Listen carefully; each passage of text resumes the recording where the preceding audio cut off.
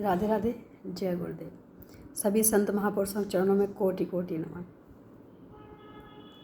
सुख का रास्ता कौन सा है और क्या है? जितना भी हम आप सबसे शेयर करते हैं, हम कितनी बार बोल चुके हैं कि कहीं ना कहीं हमारे जीवन में कुछ ना कुछ ऐसा ज़रूर आया है जो हमने सीखा है, और जो हमने सीखा है वो हम आप सबके साथ शेयर करते हैं। मुझे कोई भी लालच नहीं है कि हमारे व्यूवर्स कितने हों, लेकिन जितने भी हों बहुत ध्यान से सुने और समझें और माने भी। अगर किसी का जीवन हमारे इन शब्दों द्वारा, हमारे गुरुवर के दी हुई प्रेरणा के द्वारा, गोविंद की कृपा के द्वारा अगर हम किसी के काम आ सके तो ये हमारा सौभाग्य होगा। बिल्कुल ज़रूरी नहीं है कि हमें कितना लोग देखें, हमें पसंद करें या ना करें, क्योंकि हमारे जीवन में हमें पसंद करना मायने नहीं रखता है। हमारे शब्दों को, हमारे विचारों को, हमारी भावनाओं को पसंद करें, हमें ऐसे लोग पसंद हैं। क्योंकि हमें पसंद करने के लिए एक उम्र होगी कि हमें किस उम्र तक लोग पसंद करेंगे, लेकिन अगर हमारे विचारों को, हमारे भावों को, हमारे संस्कारों को पसंद करेंगे तो किसी न किसी के जीवन में बदलाव ज़रूर आएगा। और पसंद वही करेंगे जो इस लाइन में या तो होके निकल चुके होंगे या इस लाइन में आना चाहते हैं। जो समझना नहीं चाहते हैं, सुनना नहीं चाहते हैं, बदलना नहीं चाहते हैं, वो हमें कभी पसंद नहीं करेंगे। और मुझे लगता है कि ऐसे लोग ना पसंद करें तो ही अच्छा है, क्योंकि पसंद के लिए सिर्फ चेहरा ज़रूरी नहीं होता है। अगर हम भगवान से किसी को जोड़ पाए, भगवान से हम खुद भी जुड़ पाए, तो हमारे लिए सौभाग्य की बात होगी। क्योंकि हम चाहते हैं कि जो हमने अनुभव जीवन में किए हैं वही हम आपके साथ, सबके साथ मिल के शेयर करना चाहते हैं। और भगवान है, लेकिन उसके लिए तुम्हें थोड़ा सा प्रयास करना पड़ेगा। दिखने लग जाएगा कि हाँ, प्रत्यक्ष कहीं ना कहीं है, और किसी न किसी ने महसूस भी किया है। ऐसा नहीं है कि महसूस नहीं किया है। भगवान कल भी था, भगवान आज भी है, भगवान कल भी रहेगा। तो जो हमेशा रहने वाला है उसके बारे में अगर हम नहीं जान पाए तो हमारा जीवन ही व्यर्थ जाता है। तो धर्म से जुड़ी जो हमारी बातें होती हैं, हम उन्हीं को इग्नोर करने लग गए हैं। हम ग्रंथों को एक मनगढ़ंत कहानियों के नाम से कई लोग उसको संबोधित करते हैं, लेकिन बहुत गलत है। कुछ भी मनगढ़ंत नहीं है। जो जीवन में पहले हुआ है उन्हीं से ग्रंथ महापुरुषों ने बनाए हुए हैं। वही विचारधारा हमने जीवन में जब तक अपनाई है, हमारे जीवन में कभी दुख नहीं आए हैं, क्योंकि हमें उस समय उन ग्रंथों से पता चला है कि सुख दुख है क्या, कब मिलता है, क्या करने से नहीं मिलता है। इतनी बड़ी समस्या के बाद भी महाराज भरत कभी दुखी नहीं हुए। उन्हें राज्य को सुख त्यागने में ही सुख मिला। उनको तो राजगद्दी मिल चुकी थी, अगर वो चाहते तो राज करते, लेकिन उन्होंने भगवान के आगे कि अगर हमें भगवान से दूर होना पड़ा और हमें राजगद्दी भी मिलती है तो वो हमारे लिए व्यर्थ है। कीमत हमेशा वही समझता है जिसने किसी कीमती वस्तु को पहचाना हो।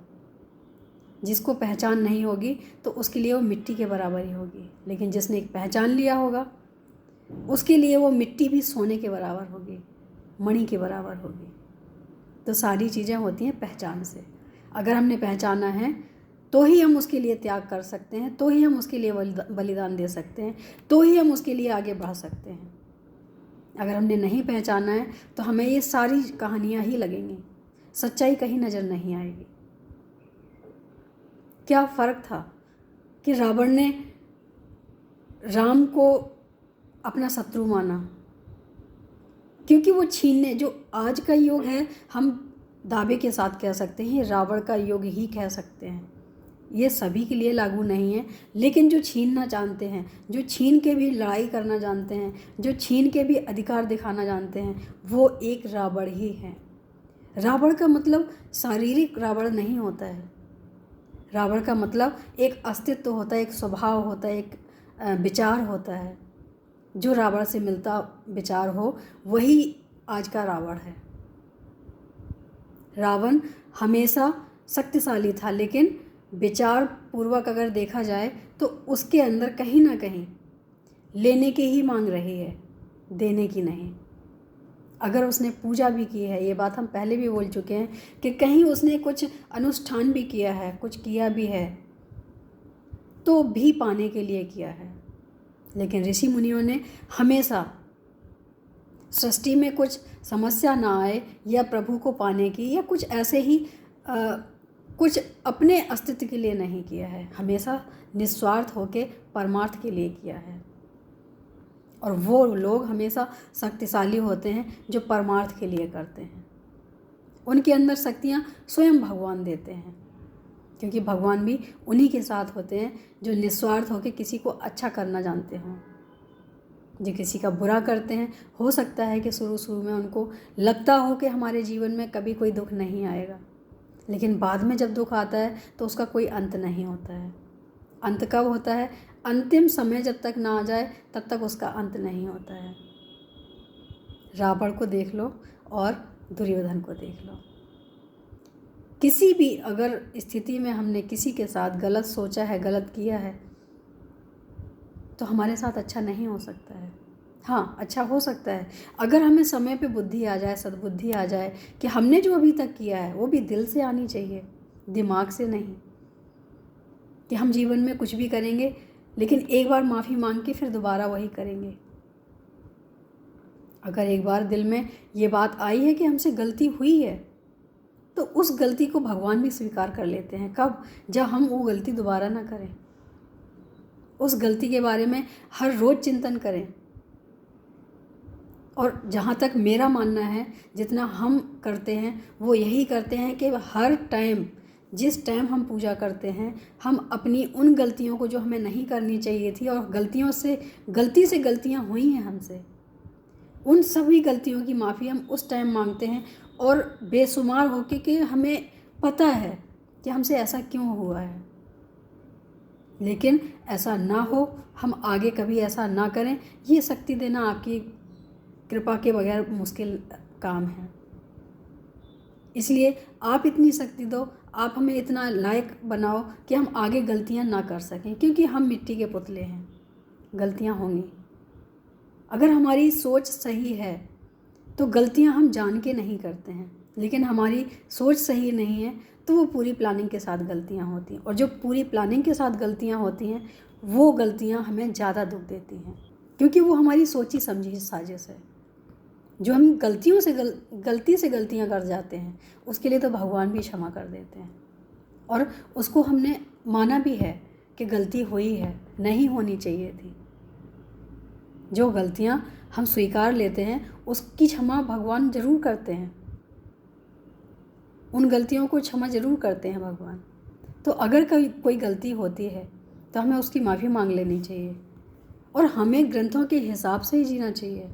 जो हमारे ग्रंथ बताते हैं, जो हमारे रिसीवर बताते हैं, जो हमारे आदर्श लोग बताते हैं, चाहे वो माता पिता हों, गुरुवर हों, गोविंद हों।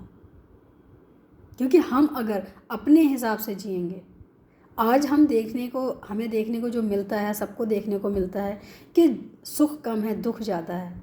इसकी वजह सिर्फ एक ही है कि हम लेना सीख चुके हैं और देना भूल चुके हैं। चाहे वो परिवार में हो, चाहे वो समाज में हो, चाहे आस पड़ोस में हो, चाहे वो देश में हो, कहीं पे भी हो सकता है।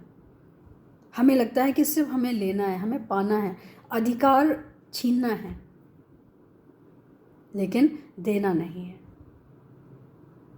सुखी वही होता है जो देने वाला होता है। लेने वाला, छीनने वाला, पाने वाला हमेशा परेशान रहता है। और ये हमें चीज़ें सिर्फ और सिर्फ ग्रंथ से सीखने को मिलती हैं। जिन्होंने रामायण पूरी पढ़ी है, सुनी है, समझी है, थोड़ा सा भी उसका सार निकाला है जीवन में, तो वो समझ सकते हैं कि जीवन में देने का क्या सुख है और छीनने का क्या सुख है। 14 वर्ष तक राजा भरत चैन से तो नहीं सोए हैं, लेकिन उनको इस चीज़ की तो तसल्ली थी कि हमने अपनी मर्जी से ये राज्य स्वीकार नहीं किया। लेकिन वहीं देखा जाए तो रावण को जब माता सीता का हरण किया गया तो उसको एक पल के लिए भी चैन नहीं था। क्यों? क्योंकि उसने छीना था। उसे रात दिन डर था, क्योंकि जो गलत कार्य करते हैं उन्हें उनका ही भय मारता है, उन्हें कोई और नहीं मारता है। और जो सही कार्य करते हैं वो तो फिर चिंता से मुक्त हो जाते हैं। उन्हें पता है कि भगवान हमेशा अच्छे का साथ देता है और अच्छे का ही देगा, गलत का ना दिया है ना दे सकता है। तो अपना जीवन अगर सुखमय बनाना है तो ग्रंथों को साथ लेके चलें, उन्हीं के ऋषि मुनियों के बताए हुए पद चिन्हों पे चलें, तो हमें लगता है कि जीवन में आधे से ज़्यादा कष्ट यूं ही दूर हो जाएंगे और जीवन जीने का एक सही तरीका, सही मार्ग मिल जाएगा हमें। उम्मीद है अच्छा लगा हो। आज के लिए इतना ही। राधे राधे, जय गुरुदेव।